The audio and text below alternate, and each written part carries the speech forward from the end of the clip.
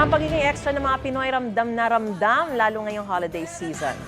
Pati kasi ang pangangaraling ng To the Next Level. Yan ang unang balita ni Joseph Moro. I can think of a better Christmas than my wish coming true. Ganito ang Paskong Pilipino, puno ng sing-along at pangangaraling. Pero kung ito ang kakanta,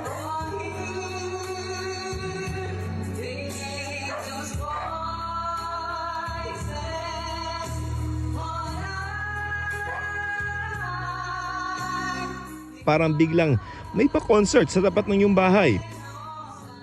Bitbit kasi ni Daniel Abarico ang malaking speaker at mikropono at ang ilang nakantahan niya tuwang-tuwa sa kanyang birit.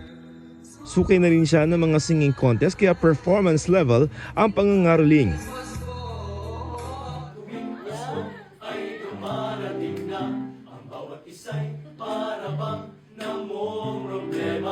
Para ka namang hinihele ng mga seminaristang ito ng St. Benedict Diocesan Seminary.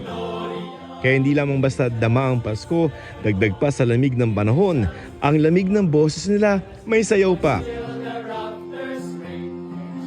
Mula Limanan, Camarines Sur, dumayo sila sa Maynila para mangaraling at kapag narinig na sila,